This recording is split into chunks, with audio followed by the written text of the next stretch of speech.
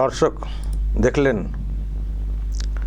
যাকে দেখছেন বাইকের পেছনে বসে, উনি নাকি পঞ্চায়েত প্রধান অনেক দিন ধরে, বেশ কয়েকটা টার্ম পঞ্চায়েত প্রধান, টিএমসির অঞ্চলের দায়িত্বে থাকা লোক। তো পরিবর্তন হওয়ার পরে পঞ্চায়েতে আসছিলেন না, তো ওনাকে ডাকা হচ্ছিল। পরে নাকি পুলিশ, সিভিক এইসব দিয়ে আনার চেষ্টা হচ্ছিল। তো মানুষও খবর পেয়ে যান যে এই পথে যাবেন। তো ব্যাস, মহিলারা দেখছেন পাড়ার সব নিয়ে গলায় গামছা ধরে টেনে ধরেছেন, দেখছেন তো, গলায় গামছা ধরে দিয়ে যিনি নিয়ে যাচ্ছিলেন তারও গায়ে লেগেছে কাদা, গোবর, ডিম, আর দেখুন একেবারে ভূত করে দেওয়ার মতো একটা অবস্থা হয়েছে। এটা যেটা বলা হচ্ছে বাসন্তী, বাসন্তীতে কি মসজিদ বাটি লেন বলে কোনো কি জায়গা আছে? আমি অতটা ডিটেলস বলতে পারছি না। তো ওখানে এটা হয়েছে বলা হচ্ছে, লেন বা কি একটা রাস্তার নামটা আমি শুনছিলাম। তো ওইখানের ব্যাপার, ওইখানে হয়েছে। তো যাই হোক, টিএমসির লোক এটুকু বলতে পারি। তো মানে যাচ্ছিলেন না পঞ্চায়েতে, তো যখন কোনোভাবে যাওয়ার ব্যবস্থা হচ্ছিল, নিয়ে যাওয়ার ব্যবস্থা হচ্ছিল, তো ধরে এইসব করা হয়েছে। একেবারে যাচ্ছে তাই একটা কাণ্ড। ডিম তো ছিলই, তার সঙ্গে গোবর, কাদামাটি, রাস্তাঘাটের যা হাল, তাতে মানুষের কাদার দিকে তো একটু ঝোঁক যাবেই, কাদা তুলে মারা। এবং মহিলারা, সব থেকে বড় কথা, মহিলারা একেবারে রাস্তা ব্লক করে ধরে একেবারে যেমন করে খুশি আর কি তাদের রাগটা পুষিয়েছেন। অনেক অভিযোগ ছিল, অনেক নির্যাতন, তারপরে মানে দুর্নীতি, সরকারি পরিষেবা যেগুলো পাওয়ার কথা সকলের জন্য সেটা দিতেন না, কাটমানি নেওয়া ইত্যাদি এসব হয়েছে। তো তারপর পুলিশ চলে আসে ঘটনার মানে খবর পেয়ে, কাছাকাছি হয়তো পুলিশ ছিল। তো পুলিশকেও ওনাকে নিয়ে যেতে আর কি দেওয়া হচ্ছিল না, বলা হচ্ছিল যে অভিযোগ করতে হবে, নথিভুক্ত করতে হবে ইত্যাদি, আর যেসব কাটমানি ইত্যাদি নেওয়া সেগুলো ফেরত করতে হবে। মানে এইরকম হয়েছে।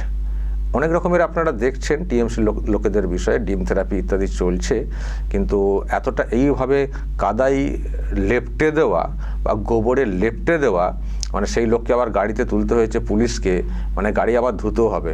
ভিতরে তো কাদা নিয়ে উঠেছেন, তারপরে বাইরেও তো দেখছি গাড়িকে লক্ষ্য করেও সব লোকজন ছুটছেন, কাদা, গোবর ইত্যাদি। মানে যাচ্ছে তাই কাণ্ড। দর্শক, এইরকম কাণ্ড ঘটছে রাজ্যের বিভিন্ন প্রান্তে। বর্ষা এসে গেছে, রাস্তাঘাটের হালও খুব খারাপ, ফলে যেখানে যেমন পজিশন, কোথাও গোবর, কোথাও কাদা থাকলে সেগুলোও ছুঁড়ে রাগ পোষাচ্ছেন এলাকার মানুষ। এখন দর্শক, এগুলো নিয়ে প্রশ্ন উঠছে, প্রশ্ন অনেকে তুলছেন, যেটা কেন হচ্ছে, ডিম থেরাপি ইত্যাদি কেন, অমুক তমুক। কিন্তু ওই যে আমি আগেও বলেছি, মানুষের ক্ষোভ এতটা হয়ে গেছে না, পুলিশ তো অ্যাকশান নিচ্ছে, এখন অনেকেই গ্রেপ্তার করছে, দেখতে পাওয়া যাচ্ছে, কিন্তু আসলে গ্রেপ্তার করে রাখবে কোথায়? এখন তো সব জেলগুলোর উপচে পড়ছে।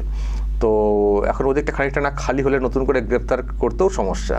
তো যখন গ্রেপ্তার সকলকে করা হচ্ছে না, বা প্রসেসের মধ্যে দিয়ে এগোচ্ছে, তো মানুষেরও ধৈর্যের বাঁধ ভাঙছে।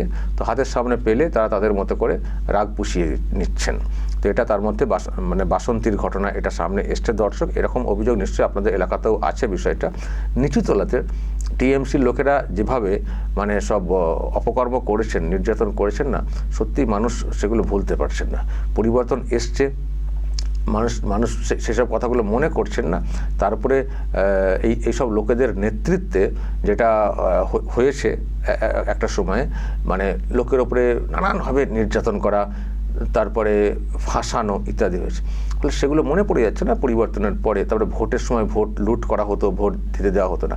তো সেগুলো জাস্ট যখন মনে পড়ে যাচ্ছে, তখন সামনাসামনি পেলে দেখুন না ধৈর্যের বাঁধ কীভাবে ভাঙছে। এত মহিলা রাস্তায় নেমেছেন, কম না, নিশ্চয়ই ওখানে এরকমই কিছু ছিল। একেবারে পরিকল্পনা করে কারো একটা ব্যক্তিগত রাগ পোষাচ্ছেন তা না।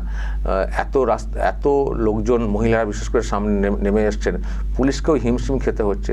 তার মানে কেমন করেছেন কাজকর্ম উনি, সেটাও খানিকটা আমরা আন্দাজ করতে পারছি। তো যাই হোক দর্শক, এই হচ্ছে ব্যাপার। পুরো কাদাতে গোবরে লেপটালেপটি করে দেওয়ার মতো একটা অবস্থা। স্থানীয় পঞ্চায়েত প্রধান, যেটা জানতে পারছি, যেটুকু তথ্য পেয়েছি, তো এই হচ্ছে অবস্থা। তো আপনাদের এলাকার লোকজনদের কী অবস্থা দর্শক? আপনাদের এলাকায় যারা পঞ্চায়েত প্রধান ছিলেন, তারা ঠিকঠাক কাজ করেছেন নাকি তারাও মানে এমন কাজকর্ম করেছেন মানে হাতের কাছে পেলে মানে এইরকমই ট্রিটমেন্ট হবে? আপনাদের এলাকায় পঞ্চায়েতে কেমন কাজ হয়েছে?